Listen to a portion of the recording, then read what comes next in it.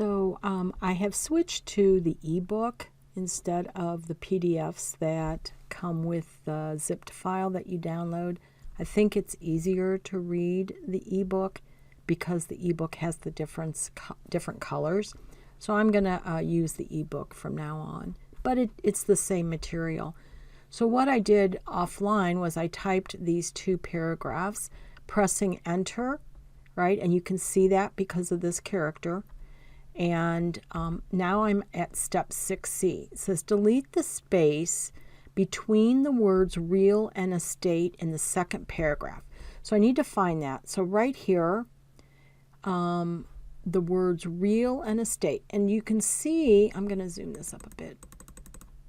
You can see that dot there. That signifies I hit the space bar. So I'm just going to get rid of that space. And I'm going to use this key combination, Control, Shift, Space Bar. So Control, Shift, Space Bar. So now I get the space in, but it almost looks like a little degree symbol there, right? And so that tells me that's a non-breaking space. So let me show you what would happen here. I'm going to zoom this back down. So if I put some space in there, and look, it took not just the word estate, but I took the word real. Let me undo that.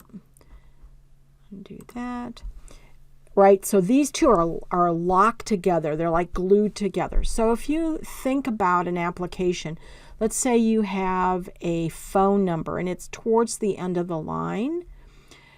You could use a Control-Shift hyphen, and instead of a regular hyphen, it would be like a glue hyphen where all the pieces are glued together. So if the phone number doesn't fit, it will take it all to the next line. Or let's say you have an address, right? 123 Main Street. Well, you don't want 123 here and Main Street down there. You want them all stuck together because they're really part of the same thing. So you could use this Control-Shift space bar to put the non-breaking space. So that's good. All right, type the closing lines of a business letter. All right, place the insertion point on the blank line below the second paragraph. So I'm right here. We're going to type in best regards, comma, comma, enter twice, right? So now we have two of these because I hit the enter two times. Emma Cavelli. And here I want to do a shift enter because I want to go to the next line, but I don't want all that big white space. Realtor, consultant, shift enter, Placer, Hills, Real Estate, enter. So now this, even though it's on 3 lines, is the same paragraph. Okay. So we're going to put your initials. You put yours, I'll put mine, and we're going to do shift enter. And it's going to automatically capitalize that because it thinks it's the beginning. So do you see that little blue line that comes up under the H or under your letter? You want to just click on that and you get this little drop down. We want to undo automatic capitalization. Right? The other trick, and I use Control-Z a lot, is undo. Right? It's like coming up here and doing undo, but Control-Z, much simpler on your keyboard.